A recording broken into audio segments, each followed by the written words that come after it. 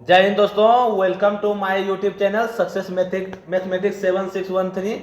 तो चलिए दोस्तों, आप लोग को जैसा कि पता है कि आप लोग बीएससीसी का फॉर्म भरे होंगे या आप किसी भी कंपटीशन एग्जाम का दोस्तों तैयारी करते हो जहां की जीके जीएस से प्रश्न पूछे जा रहे हैं। जीके जीएस से प्रश्न पूछे जा रहे हैं। आप लोग बिल्कुल आज आप अपनी तैयारी को दोस्तों देख सकते हैं कि आपकी तैयारी कहाँ है। बीएससीसी यहाँ स्पेशल जो मॉक लिखा गया दोस्तों, इसका अर्थ यह हुआ कि ये इसमें कुछ प्रश्न लगभग 5 से 6 प्रश्न बिहार स्पेशल का है। वो प्रश्न दोस्तों स्पेशल बिहार के ही स्टूडेंट को काम आएगा, चाहे वो बिहार पुलिस हो, बिहार दरोगा हो या बिहार सीरियल 4 हो या एडीओ हो। वो प्रश्न दोस्तों स्पेशल बिहार के लोगों को।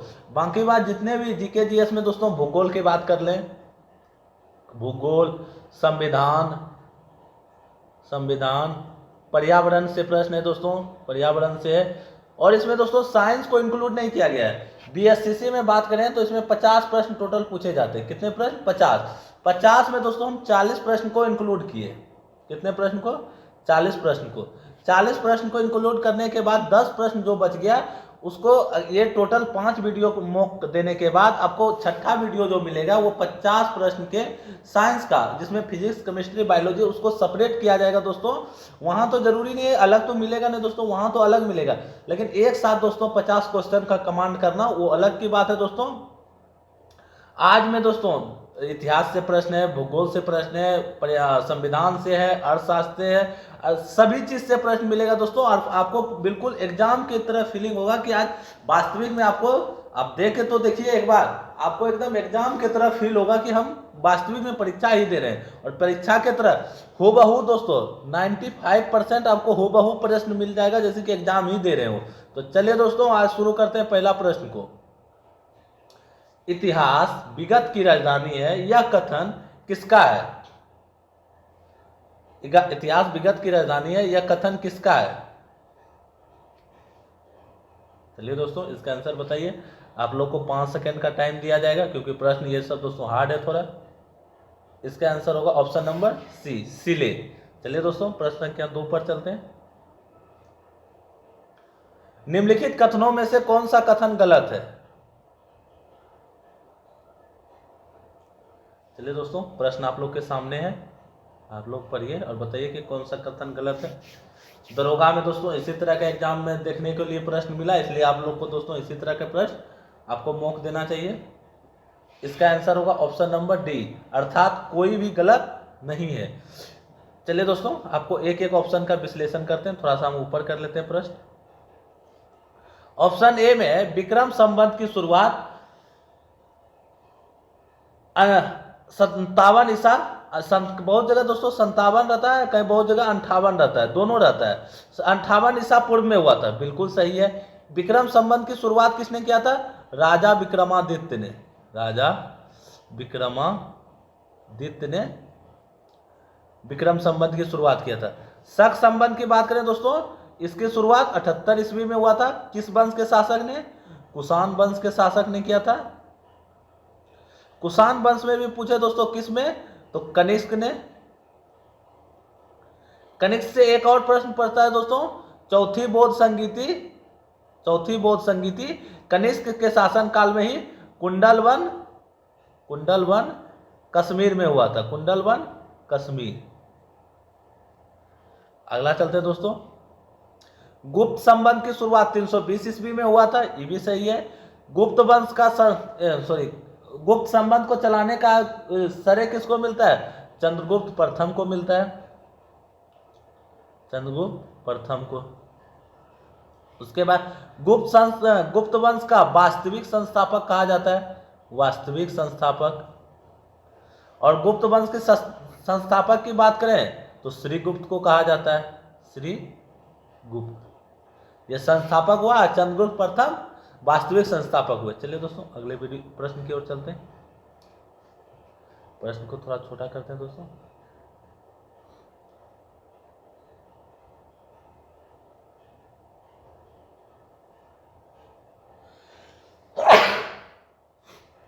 माफ कीजिएगा थोड़ा दोस्तों। चंगेज खान के अधीन मंगोल ने किसके शासनकाल में भारत पर आक्रमण किया था? चलिए दोस्तों आप लोग के सामने है। ये इतिहास से है दोस्तों, सल्तनत काल से। इसका आंसर होगा option number C, Iltutmish. Iltutmish के बारे में कुछ बात करते हैं दोस्तों। इल्तुतमिश कुतुबुद्दीन ऐबक, कुतुबुद्दीन ऐबक का गुलाम भी था और दामाद भी था। कुतुबुद्दीन ऐबक का गुलाम भी था और दामाद भी था। कलर को थोड़ा चेंज करते हैं दोस्तों। कुतुबुद्दीन ऐबक का गुलाम रजिया सुल्तान इल्तुतमिश की बेटी थी, जो कि सल्तनत काल की पहली मुस्लिम शासिका थी, रजिया सुल्तान। इल्तुतमिश ने इक्ता प्रथा का चलन किया था। इक्ता प्रथा, इक्ता प्रथा का चलन किया था। इल्तुतमिश ने चहलगानी दल का गठन किया था। चहलगानी दल का गठन किया था, जिसमें 40 दल होते थे और वो राजा को सहायता देते थे, जिसको बलबन ने समाप्त किया। चलिए दोस्तों अगले प्रश्न की ओर चलते हैं। प्रश्न संख्या 3 हो गया। सल्तनत काल में फवजिल का अर्थ क्या था? चलिए दोस्तों आप लोग के सामने है।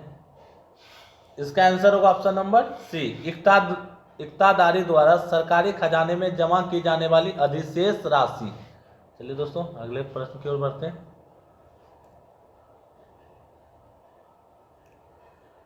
अक्टूबर 1920 में भारतीय कम्युनिस्ट पार्टी की स्थापना के लिए ताशकंद में एकत्र हुए भारतीयों के समूह के मुखिया कौन थे? चलिए दोस्तों जवाब दीजिए, क्या होगा इसका आंसर। आप लोग को इस प्रश्न के लिए 10 सेकंड का टाइम दिया जाएगा।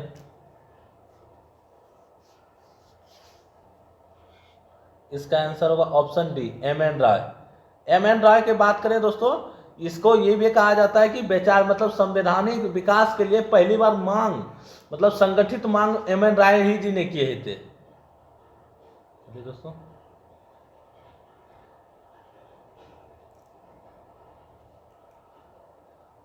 निम्नलिखित घटनाओं पर विचार कीजिए। ऑप्शन ए है नील विद्रोह, थोड़ा बड़ा कर देते हैं दोस्तों। ऑप्शन ए है नील विद्रोह, ऑप्शन बी संथाल विद्रोह, ऑप्शन सी दक्कन दंगे, ऑप्शन डी सिपाही विद्रोह। इन घटनाओं को सही कालानुक्रम क्या है? आपको इसका ईस्वी बताना है दोस्तों, और इसको सही से लगाना है कि इसका काल क्या होगा। चलिए दोस्तों आप लोग ऑप्शन को देख सकते हैं, कौन सी घटना पहले हुआ, कौन सी घटना बाद में हुआ। चलिए दोस्तों इसको हम बता देते हैं। संथाल विद्रोह की बात करें, ये 1855 में हुआ था। सिपाही विद्रोह की बात करें तो ये 1857 में हुआ था। दक्कन दंगे की बात करें ये 1875 में हुआ था। नील विद्रोह की बात करें दोस्तों, चंपारण में जो नील विद्रोह हुआ था उसे चंपारण सत्याग्रह के नाम से जानते हैं, ये चीज आपको ध्यान रखना होगा। ये 1859 ईस्वी में हुआ था। अब आप लोग देख सकते हैं, सबसे पहले बी, उसके बाद डी, उसके बाद बी और डी हो गया, उसके बाद क्या होगा से ए, उसके बाद D C, B D A C. चलिए दोस्तों एक एक को हम विश्लेषण करने की कोशिश करते हैं। 18 सिपाही विद्रोह का मुख्य मतलब मुख्य कारण क्या था? चर्बी वाले कारतूस, चर्बी वाले कारतूस, चर्बी वाले कारतूस के कारण इसमें मुख्य विद्रोह हुआ था। चलिए दोस्तों आगे चलते हैं। भारतीय संविधान सभा के प्रथम दिन का अधिवेशन की अध्यक्षता किसने किया था? प्रश्न को सही से पढ़ना है दोस्तों, गलत नहीं लगा दीजिएगा। ऐसा ना हो कि प्रथम दिन का प्रश्न पूछा जाए और आप ऑप्शन नंबर ये मार के आ जाइए। इसका आंसर होगा ऑप्शन नंबर डी, डॉक्टर सच्चिदानंद सिन्हा, और ये अस्थायी अध्यक्ष थे, वो अस्थायी अध्यक्ष।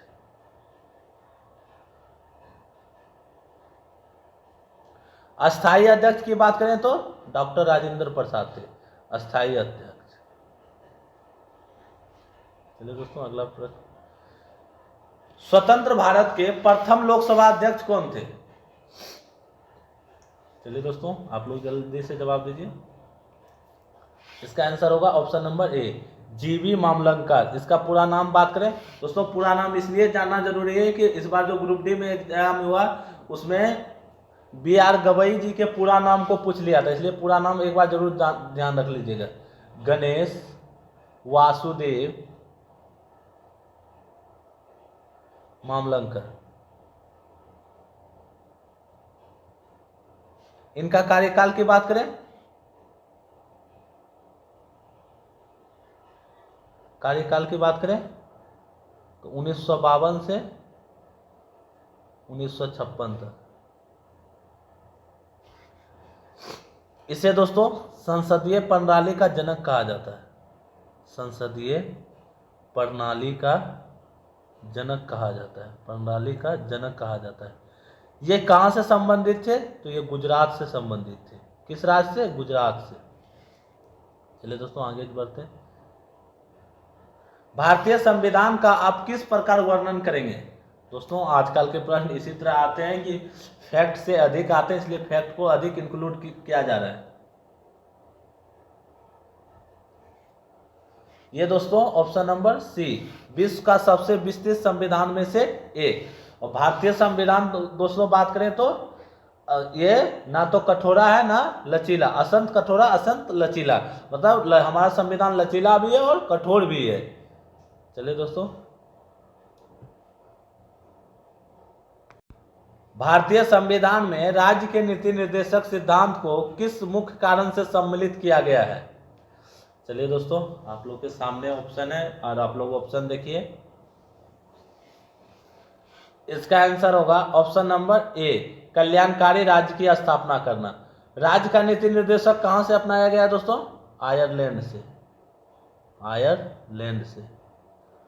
राज्य के नीति निर्देशक सिद्धांत किस भाग में दिया गया है? तो भाग 4 में। कहां से कहां तक अनुच्छेद है? 36 से 51। 36 में क्या दिया गया दोस्तों? राज्य की परिभाषा, राज्य की परिभाषा, राज्य की परिभाषा। और कहां कहां दिया गया दोस्तों? 12, 36, 12, 152 में तीनों जगह राज्य की परिभाषा दिया गया। चलिए दोस्तों आगे चलते। परछन बेरोजगारी का अर्थ क्या होता है दोस्तों?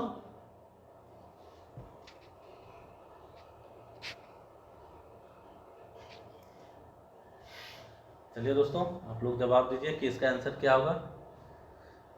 थोड़ा आप लोग जरूर सोचिए, क्योंकि ये सब प्रश्न दोस्तों आसान नहीं होता है इकोनॉमिक्स का बनाना। इसका आंसर होगा ऑप्शन नंबर डी, आवश्यकता से अधिक लोग का कार्यरत होना। चलिए दोस्तों अगले प्रश्न की ओर चलते हैं हम अपने। मुद्रा स्वयं मुद्रा का निर्माण करती है, यह परिभाषा किसने प्रस्तुत किया?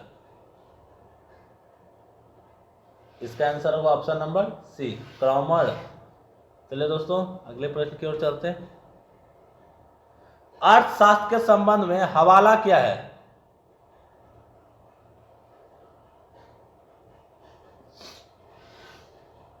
इसका आंसर होगा ऑप्शन नंबर ए, विदेशी मुद्रा का अवैध कारोबार।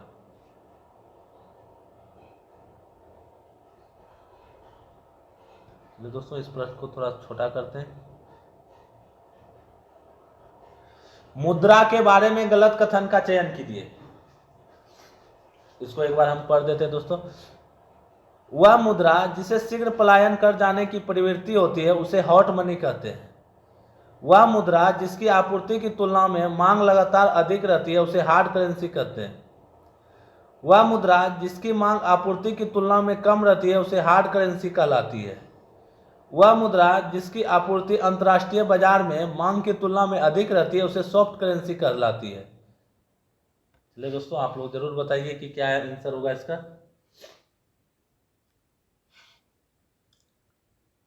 इसका आंसर होगा ऑप्शन नंबर सी, वह मुद्रा जिसकी मांग आपूर्ति की तुलना में कम रहती है वह हार्ड करेंसी नहीं कहलाती है। दोस्तों बाकी बात सभी सही है, आपको ये तीनों का वन लाइनर बना के नोट्स लिख लेना चाहिए। ये सब प्रश्न दोस्तों काफी पूछे जाते हैं।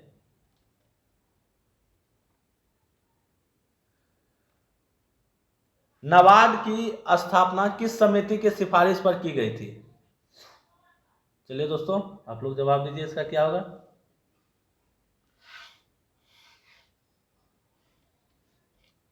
इसका आंसर होगा ऑप्शन नंबर बी,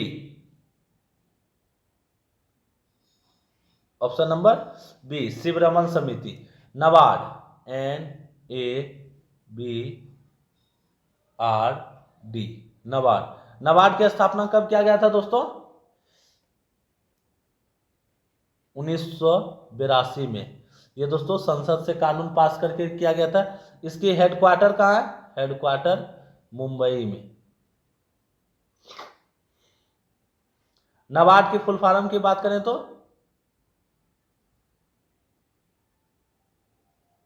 नाबार्ड की फुल फॉर्म की बात करें तो इसका फुल फॉर्म होता है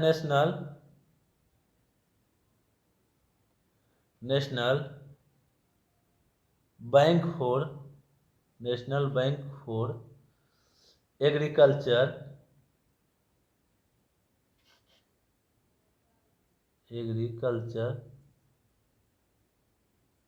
एग्रीकल्चर एंड रूरल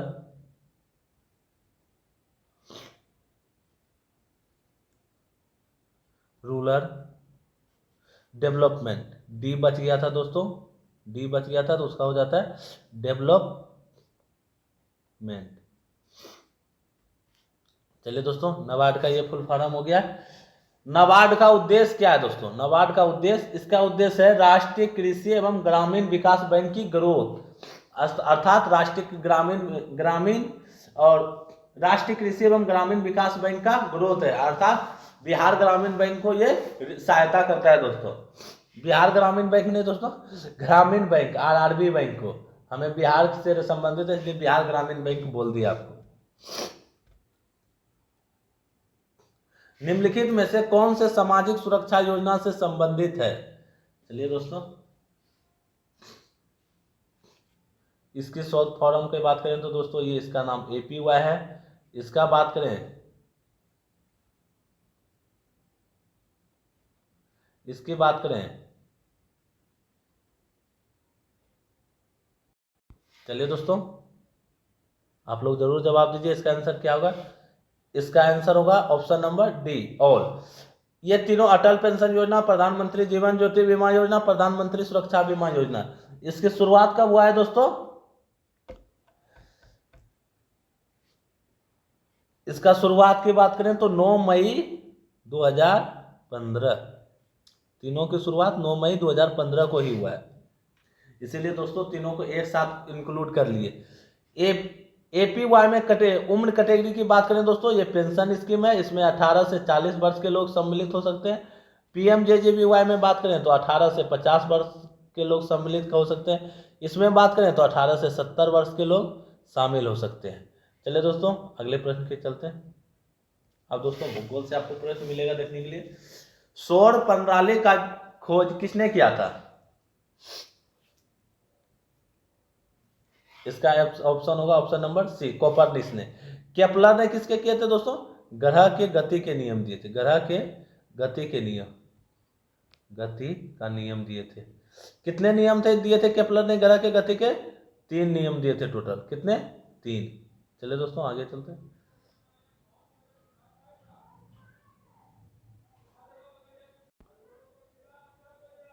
निम्नलिखित में से कौन सा सूर्य ग्रहण का एक प्रकार नहीं है? अभी दोस्तों सूर्य ग्रहण काफी चर्चा में रहा था, इसलिए दोस्तों आपको सूर्य ग्रहण का प्रकार जरूर याद रखना चाहिए। इसका आंसर होगा ऑप्शन नंबर डी, सिपाल। सिपाल प्रकार का कोई सूर्य ग्रहण नहीं होता है दोस्तों, और आंशिक, पूर्ण और वलयाकार तीनों प्रकार का सूर्य ग्रहण होता है। चलिए दोस्तों आगे बढ़ते हैं।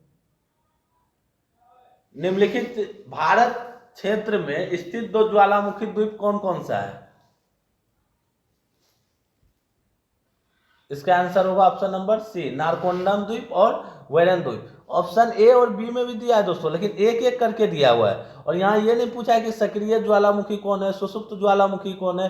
अगर सक्रिय ज्वालामुखी की बात करें तो वो वेरन द्वीप हो जाएगा, ये सक्रिय ज्वालामुखी है।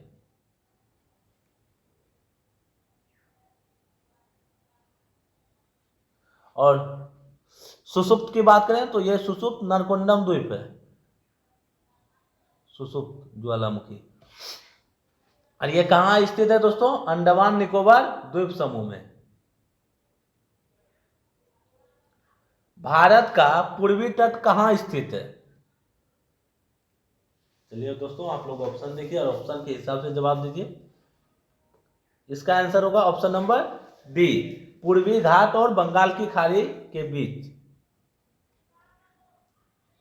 पर्यावरण का शाब्दिक अर्थ क्या है?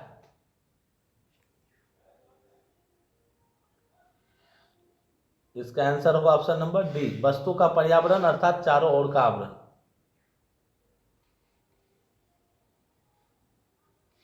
प्रथम विश्व पर्यावरण दिवस कब मनाया गया था?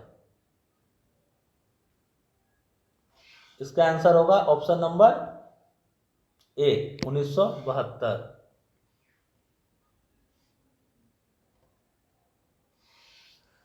एक पोषण स्तर से दूसरे पोषण स्तर तक औसतन कितनी ऊर्जा पहुंच पाती है?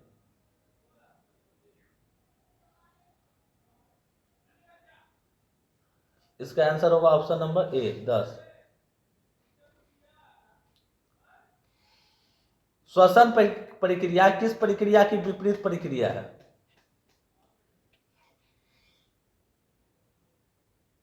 इसका आंसर होगा option number A, photosynthesis.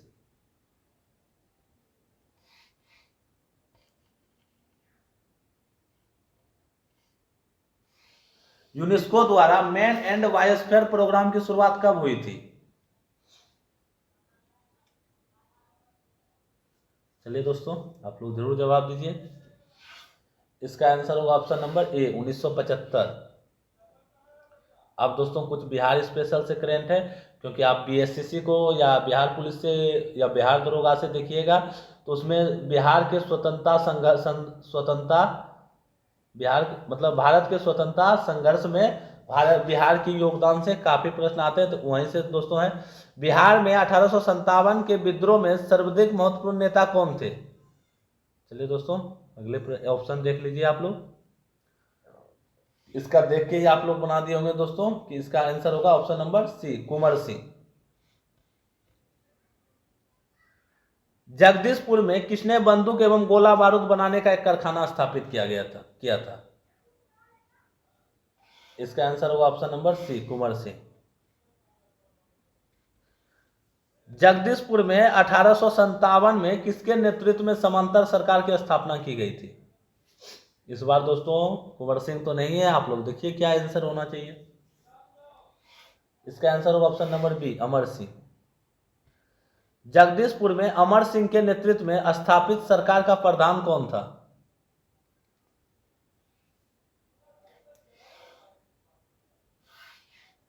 Option A, Harikishan Singh. नवंबर 2025 को प्यूमा इंडिया का नया मैनेजिंग डायरेक्टर किसे नियुक्त किया गया है? आप दोस्तों करंट अफेयर्स से प्रश्न आपको देखने के लिए मिलेगा। इसका आंसर होगा option number A, Ram Prasad Sreedharan.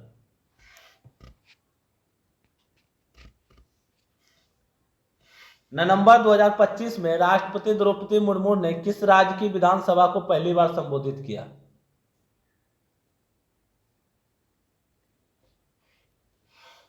इसका आंसर होगा option number A, Orissa. Bharat का पहला टेस्ला सेंटर कहां खोला जाएगा? ये काफी चर्चा की विषय रहा था दोस्तों। इसका आंसर होगा ऑप्शन नंबर ए, गुरुग्राम में। चलिए दोस्तों आगे बढ़ते हैं। ये दोस्तों थोड़ा सा प्रश्न हाईलाइटेड हो गया। नवंबर 2025 में जारी आईसीसी पुरुष वनडे बल्लेबाजी रैंकिंग में प्रथम, यहां होना चाहिए दोस्तों, प्रथम स्थान पर कौन है? प्रथम स्थान पर कौन है? चलिए दोस्तों यहाँ ध्यान से लिख देना, वनडे सीरीज में बोला गया है, ना कि मतलब किसी में, इसलिए दोस्तों आप लोग सही से जवाब दीजिए। इसका आंसर होगा option number B, Rohit Sharma. वर्तमान में भारत के कितने रामसर साइट हैं? इसका आंसर होगा ऑप्शन नंबर डी, 98। जनवरी 2026 में 2 नए रामसर साइट बने। जनवरी 2026, पहले 96 थे, 2 नए रामसर साइट। पहला रामसर साइट कितने लोगों को याद नाम है दोस्तों? मतलब दूसरे जो ऐड हुआ उसमें पहला कौन है? सॉरी दोस्तों, मतलब 96 पहले से था, 57वां कौन है? Patna bird sanctuary.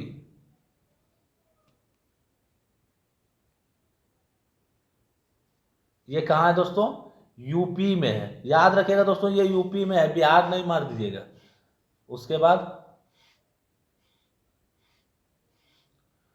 बाद क्या है? छारी टोड। छारी टोड।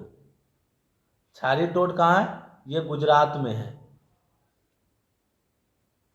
चलिए दोस्तों, रामसर साइड से आज आपको कुछ बताते हैं एक्स्ट्रा फैक्ट में। भारत का सबसे अधिक रामसर साइट कहाँ है दोस्तों? सर्वाधिक रामसर साइट, सर्वाधिक रामसर साइट ये तमिलनाडु में है। तमिलनाडु में है। उसके बाद कृत्रिम आर्द्र भूमि कौन है दोस्तों? कृत्रिम हरिके बैराज है। हरिके बैराज है। हरिके बैराज। भारत का सबसे छोटा आर्द्र भूमि कौन सा है दोस्तों? सबसे छोटा रामसर स्थल। रामसर स्थल को ही दोस्तों आर्द्र भूमि कहा जाता है, इसी दिन घोषित होता है। ये सबसे छोटा Renuka wetland. Renuka wetland. Renuka wetland. सबसे बड़ा की बात करें, सबसे बड़ा तो सुंदरवन। सुंदरवन कहाँ है दोस्तों? पश्चिम बंगाल में। सुंदरवन वेटलैंड। सुंदरवन वेटलैंड। तमिलनाडु में कितने था दोस्तों? 20 टोटल रामसर साइट है। चलिए दोस्तों, आर्द्र भूमि दिवस कब मनाया जाता है? आर्द्र भूमि दिवस ये 2 फरवरी को मनाया जाता है। कब मनाया जाता है? 2 फरवरी को। चलिए दोस्तों, अगले प्रश्न की ओर चलते हैं। किस मंत्रालय ने वर्ष 2025 को सुधारों का वर्ष घोषित किया था? अब ये दोस्तों था में हो जाएगा, अब है नहीं हो जाएगा दोस्तों। है में अगर हम 25 में रहते तब बोलते हैं, अब 2026 में आ गए तो था में चल गए। इसका आंसर होगा ऑप्शन नंबर ए, रक्षा मंत्रालय। चलिए दोस्तों, आगे बढ़ते हैं। इंडिया गठबंधन का पूरा नाम क्या है? दोस्तों ये प्रश्न पूछ लिया जाए इसी बार, काफी चर्चा के विषय रहती है, इसलिए इसका आंसर होगा option number A, Indian national development inclusive alliance. Option number A. चलिए दोस्तों, आगे चलते हैं। भारत द्वारा शून्य कार्बन उत्सर्जन का लक्ष्य कब तक रखा गया है? इसका आंसर होगा ऑप्शन नंबर बी, 2070 तक। थोड़ी सी साइज बड़ा करते हैं दोस्तों। भारत द्वारा शून्य कार्बन और भारत द्वारा नेट जीरो का लक्ष्य, नेट जीरो का लक्ष्य भी 2070 तक रखा है। चलिए दोस्तों, अगला प्रश्न की ओर चलते हैं। भारत का अपना अंतरिक्ष स्टेशन स्थापित करने का लक्ष्य कब तक है? इसका आंसर होगा ऑप्शन नंबर ए, 2035 में। 2028 में बात करें दोस्तों, इसमें महत्वपूर्ण है चंद्रयान 4 लॉन्च करने का लक्ष्य। चंद्रयान 4 लॉन्च करने का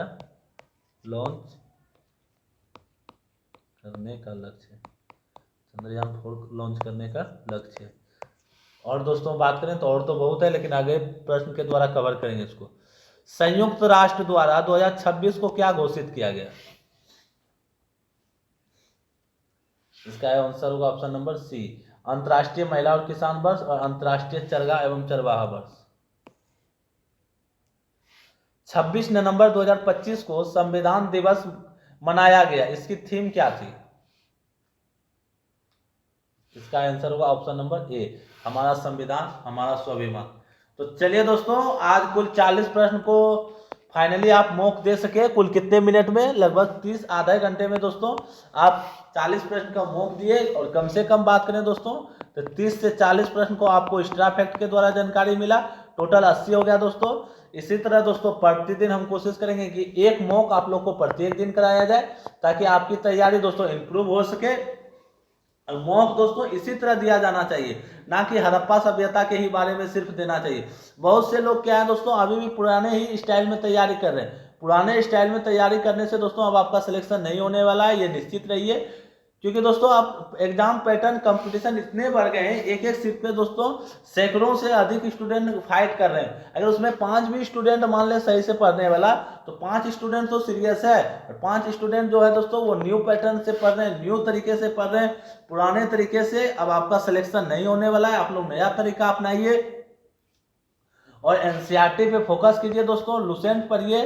ये सब बुक दोस्तों काफी अच्छे बुक हैं। तो चलिए दोस्तों, मिलते हैं अगले मॉक में। तब तक रखिए अपना ख्याल। जय हिंद, जय भारत, वंदे मातरम।